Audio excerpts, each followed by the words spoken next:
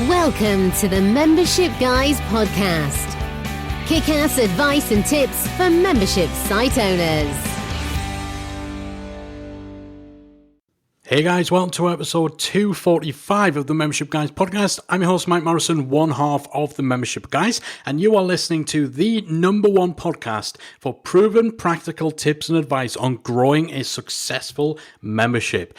This week we are wrapping up our three-part trip into the vault, into the archives of the Membership Guys podcast, where I've been handpicking episodes from over the past 5 years of the Membership Guys podcast because, hell, there's a lot of gold in that vault. A lot of real good insights, real good tips that you may have missed if you've discovered us more recently, or even if you've been with us from the beginning.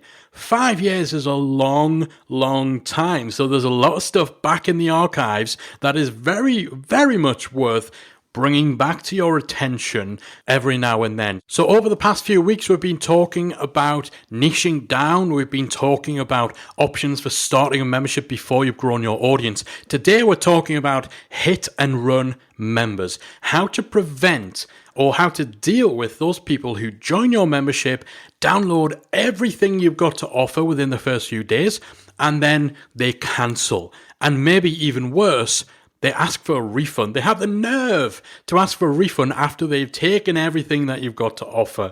We refer to these as hit and run members.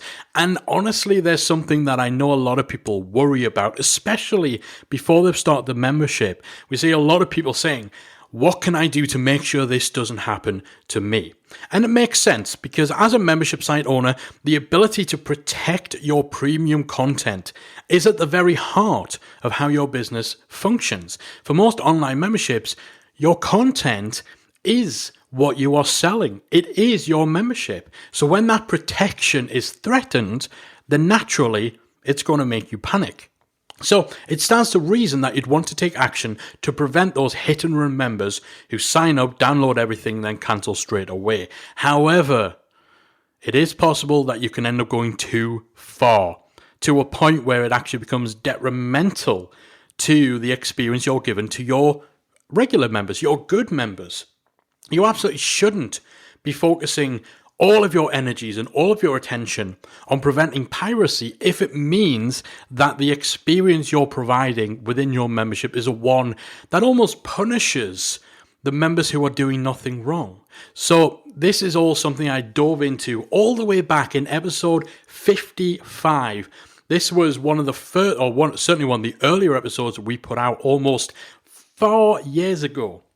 Wow, that's a long time. So it's about time we bumped that back up the list. We put it back on your radar and we had this conversation again about how to deal with those hit and run members. So let's get into it. So what do we mean by that? What do I mean by hit and run members? Well, those are people who sign up for your website, download everything that you've got on there. Download all of your videos, all your audios, your software, your scripts, your worksheets, your ebooks, everything that you've got on offer.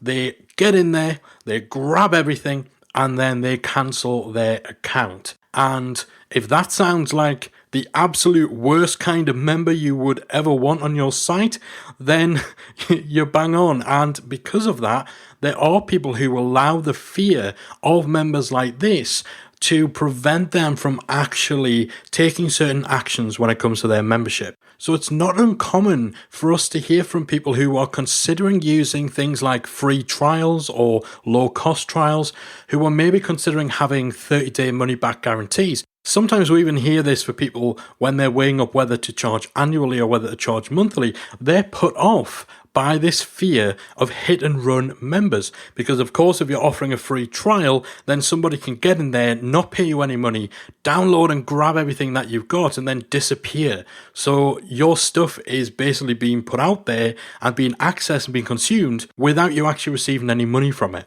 And on the surface, that seems like a genuine concern, a genuine fear, and a real reason not to offer trials, to not offer money-back guarantees or, attractive refund policies, and maybe even to not offer monthly payments. But truth be told, it's not as big of a problem as you may think it is.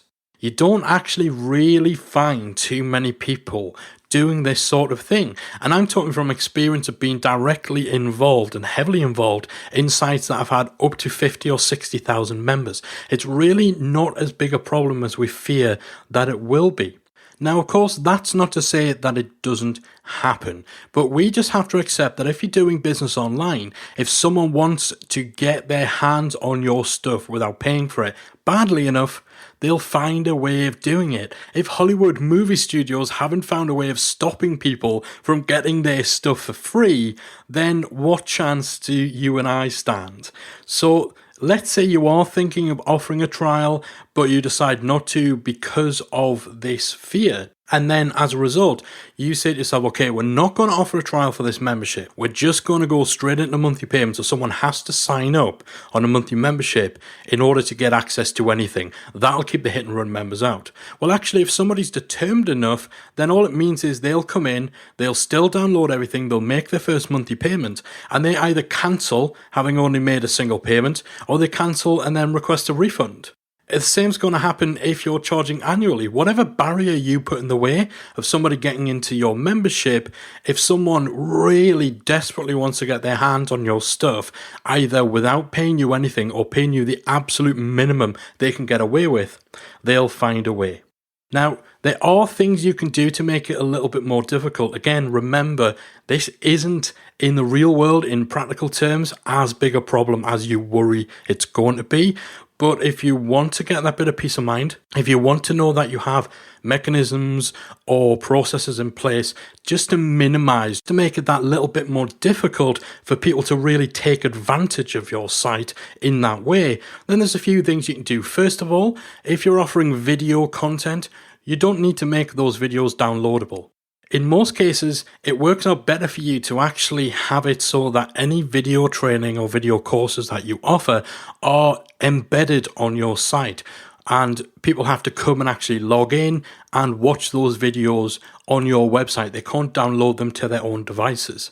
You may get some people requesting the ability to download them, but it's not as big a realistic expectation as being able to download workbooks, for example.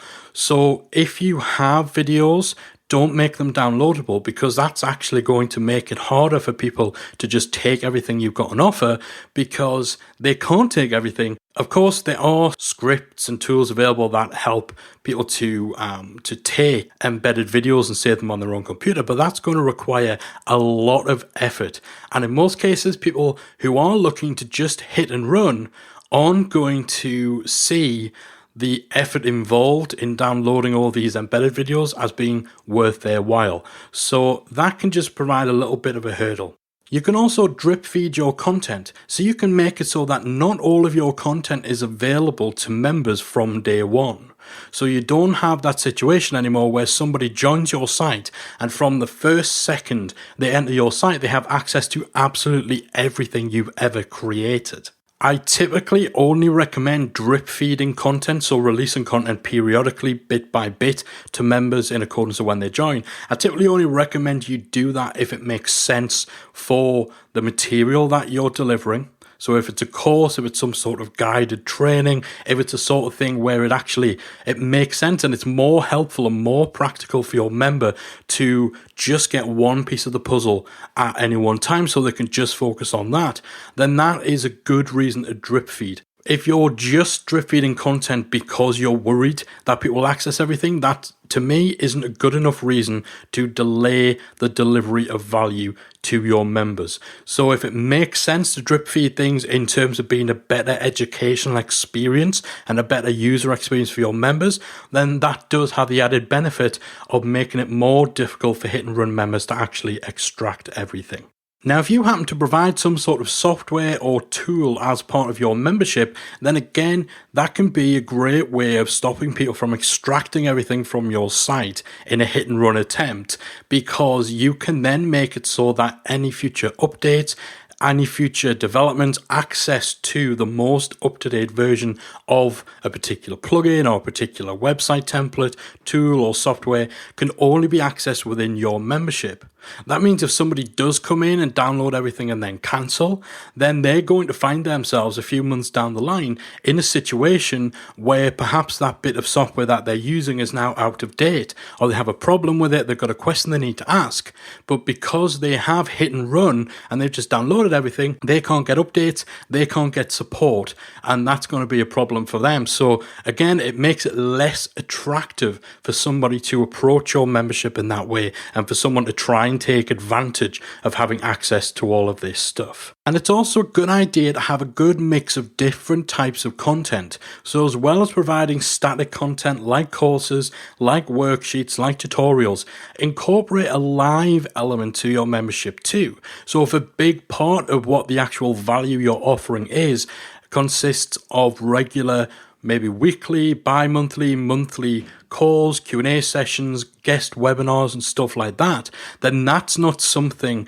that people are going to have access to from day one. Because obviously, if somebody just joins your membership, takes everything and then runs, they won't have been around long enough to get access to the next live webinar, the next live training session, and so on. Making it so that people can't actually just come in on day one and get everything. They have to remain a member in order to get a lot of the value through live calls, through community. Again, just makes you less of a target for these kind of hit and run members. Overall, the important thing to remember when putting stuff into place for this is that you should not be prioritizing protecting your interests against hit and run members, should not be prioritized over your good members, over the members who behave the way you want them to behave. Those guys are your top priority, and it's very easy to find yourself in a position where you use all sorts of crazy software and custom coding to lock everything down and protect yourself from these unscrupulous chances